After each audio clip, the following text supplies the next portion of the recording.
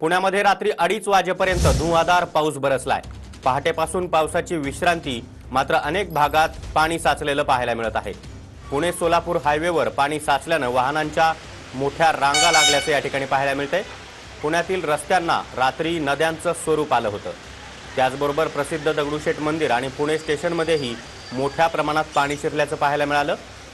कोंढवा, हडपसर, येवलेवाडी भागात या ठिकाणी रस्ते जलमय झाले होते आणि पहाटेपासून पाणी ओसरायला आता सुरुवात झाली आहे।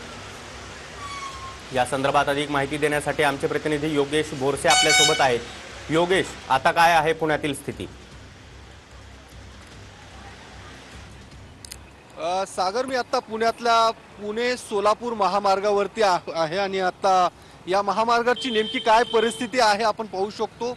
या महामार्गावरील शेवाळीवाडी परिसरामध्ये अजूनही पाणी साचलेलं आहे आणि या परिसरामध्ये आपण पाहू शकतो की वाहनांच्या रांगा लागलेल्या आहेत। काल रात्री तुफान असा पाऊस झालेला आहे। साधारणतः 9:30 ते 2:30 वाजेपर्यंत हा तुफान असा पाऊस झाला होता आणि त्यामुळे शहरातल्या अनेक भागांमध्ये पाणी साचल्याचं आपल्याला पाहायला मिळालं होतं। आणि आता सुद्धा आपण पाहू शकतो की या शेवाळीवाडी परिसरामध्ये ज्या पद्धतीने पाणी साचलेलं आहे, त्यामुळे या महामार्गावरून या पाण्यातून वाट करत ही सगळी जी वाहनं आहेत ती आता पुण्याच्या दिशेने रवाना होताना आपल्याला पाहायला मिळतात। सकाळची वेळ आहे, त्यामुळे शालेय जी वाहनं आहेत, शाळेची व्हॅन्स आहेत, त्यासोबतच ज्या जड वाहतूक आहे ते सुद्धा या पाण्यातून वाट मोकळी करत पुढे जाताना आपल्याला पाहायला मिळतात।